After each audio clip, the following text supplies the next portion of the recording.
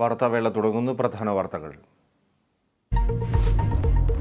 ബിപോർജോയ് ചുഴലിക്കാറ്റ് വൈകിട്ടോടെ ഗുജറാത്ത് തീരം തൊടും. കച്ച് സൗരാഷ്ട്ര മേഖലകളിൽ അതീവ ജാഗ്രത.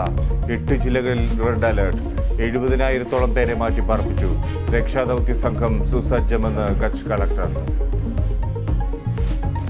വിദ്യക്കെതിരായ വ്യാജ സർട്ടിഫിക്കറ്റ് കേസിൽ അന്വേഷണ സംഘം വിപുലീകരിച്ചു. സംഘത്തിൽ സൈബർ സെൽ വിദഗ്ധരെ കൂടി ഉൾപ്പെടുത്തി. 10ാം ദിവസവും വിദ്യയെ പിടികൂടാനാകാതെ പോലീസ്.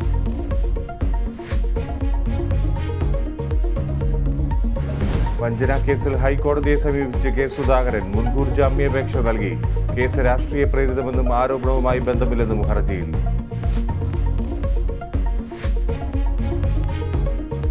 തൃശൂരിൽ വീണ്ടും തെരുവുനായ ആക്രമണം. വല്ലച്ചിറ ഊരകം മേഖലകളിൽ 9 പേർക്ക് കടിയേറ്റു. നായ വാഹനമിടിച്ച് ചത്ത നിലയിൽ.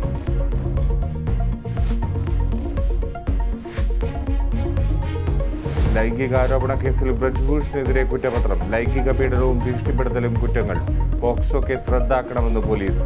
ബ്രജ്ഭൂഷണെതിരെ തെളിവില്ലെന്ന് അന്വേഷണ സംഘം. അറസ്റ്റിലായ തമിഴ്നാട് മന്ത്രി സെന്തിൽ ബാലാജിക്കെതിരെ ED. 25 കോടിയുടെ ബിനാമി സ്വത്ത് കണ്ടെത്തിയെന്ന് അന്വേഷണ സംഘം. 3.25 ഏക്കർ ഭൂമി ബിനാമി വാങ്ങി ബാലാജിയുടെ ബന്ധുവിന് വിറ്റെന്നും ആരോപണം. ബാലാജിയുടെ ജാമ്യ ഹർജിയിൽ കോടതി അല്പസമയത്തിനകം വിധി പറയും.